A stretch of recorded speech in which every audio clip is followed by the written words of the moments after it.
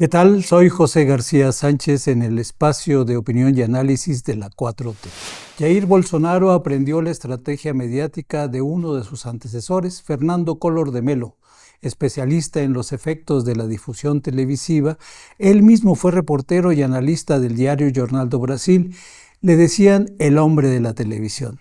A Bolsonaro le dicen sus seguidores el mito. Cada paso de su juicio y su camino a la sentencia es filmado por su equipo. La instalación del mecanismo de su tobillera electrónica fue fotografiado segundo a segundo como parte integrante de una campaña política que puede desestabilizar al contrincante.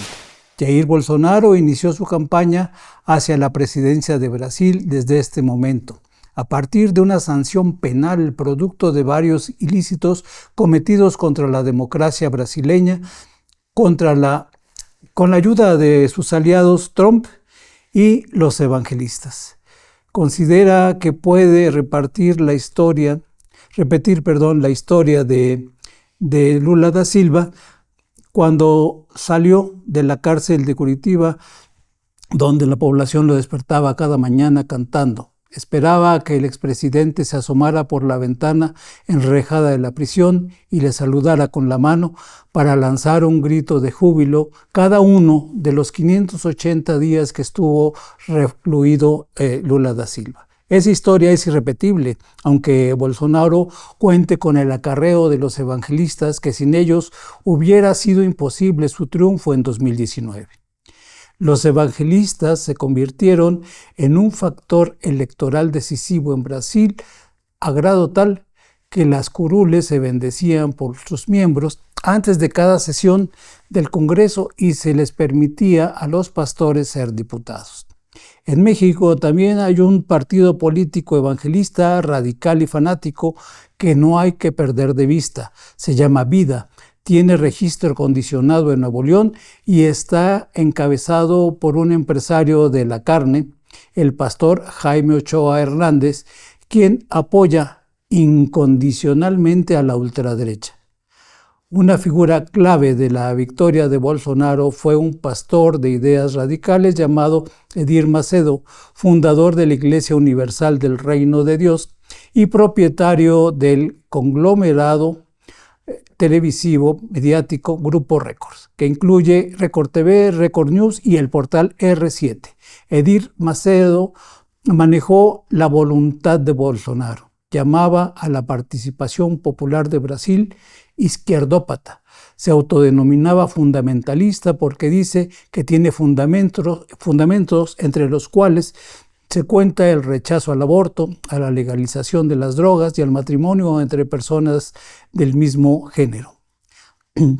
Macedo fundó la Iglesia Universal en 1977 con presencia en más de 180 países. Logró alcanzar 30% de fieles en Brasil en un par de años, cifra que antes de su llegada a la política era del 5%.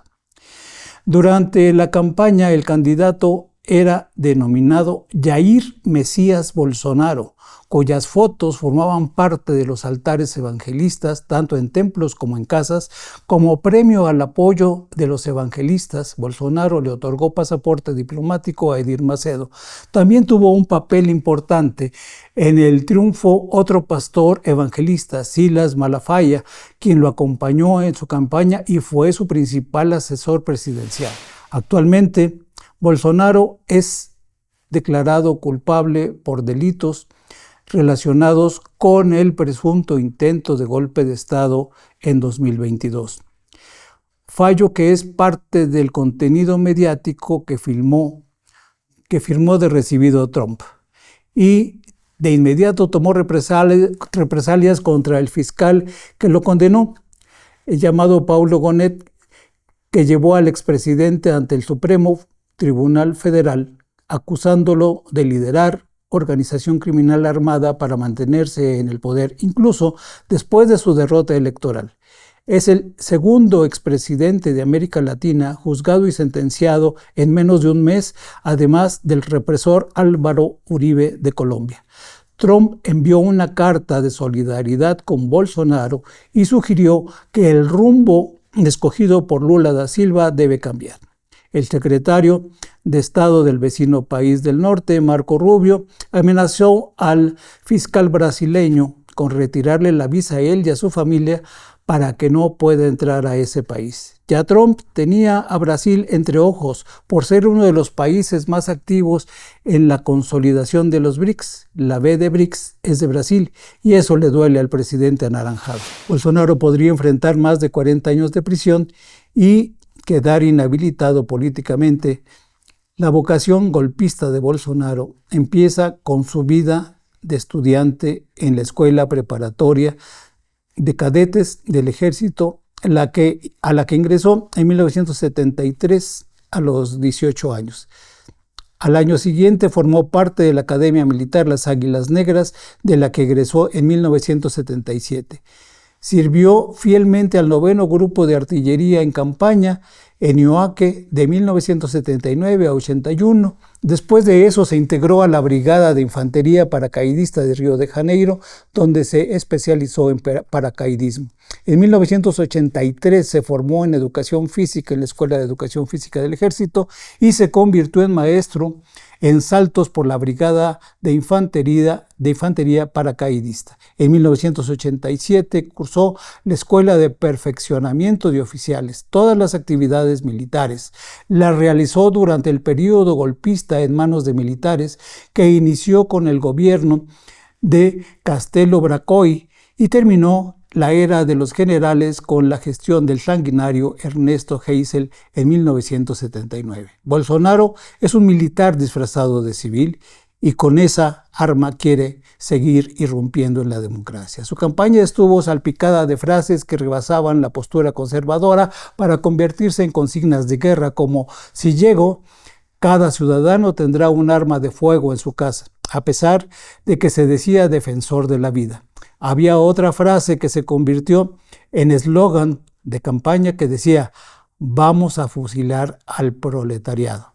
Dentro de la confusión de la ultraderecha sudamericana, destaca el hecho de que para ellos la libertad de un Estado perfecto consiste en que los gobernantes puedan hablar de Jesucristo con la misma libertad con la que hablan de Carlos Marx en cualquier acto oficial. Bolsonaro debía ser condenado por un delito más que era el de negligencia durante la pandemia, que por irresponsabilidad e ignorancia murieron miles de brasileños que pudieron ser salvados. Además de minimizar el virus, al llamarle gripa pequeña, aseguró que todos moríamos en algún momento y descalificó todo tipo de vacunas, principalmente las de origen chino y ruso, por cuestiones ideológicas.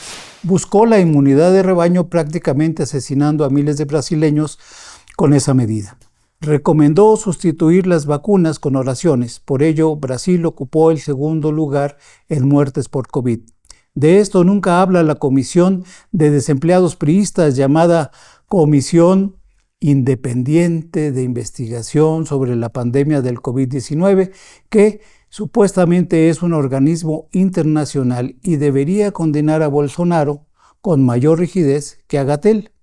Según Bolsonaro, Estados Unidos es un país que proyecta libertad y no haría nada contra la democracia en Brasil.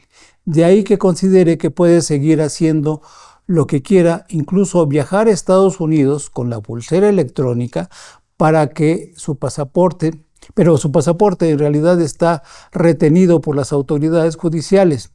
Aclara que solo sería ir a negociar personalmente con Trump la cuestión de los aranceles debido a que tiene una gran amistad con el líder republicano Trump. Por su parte señaló que Bolsonaro es un buen hombre según Trump. Dice que ama a su país, luchó con ahínco por esa gente y quieren meterlo a la cárcel. Creo, dice Trump, que es una cacería de brujas y que es muy lamentable. Nadie está contento con lo que está haciendo Brasil porque Bolsonaro era un presidente respetado, muy respetado, dijo Trump. Desde hace un año Bolsonaro quedó inhabilitado por 8 años tras la sentencia del Tribunal Superior Electoral por abuso de poder durante el magnicidio de campañas electorales. Y ahora enfrenta un juicio penal aún más serio. A Trump le hace falta una victoria bélica contra otra nación. No puede ser una invasión militar porque lo desacreditaría en lugar de darle fuerza. Lo ideal sería un golpe de Estado blando, abiertamente financiado por la Casa Blanca para reivindicarse ante la ultraderecha, los dueños de Wall Street y así lograr que su figura desgastada logre brillo. De tal manera que su campo de batalla ideal sería Brasil y Bolsonaro ya inició campaña. Estados Unidos distrae la atención del mundo amenazando a Venezuela, utiliza los títeres opositores como María Corina Machado, pero su objetivo real es Brasil, de tal manera que apoyará a muerte a Bolsonaro para que alcance la libertad primero y luego regrese a la presidencia. Solo así podría desestabilizar a los BRICS, que ha tenido en Brasil un punto de encuentro, y sacar a China del continente, que mantiene cada día un comercio más intenso con toda América Latina.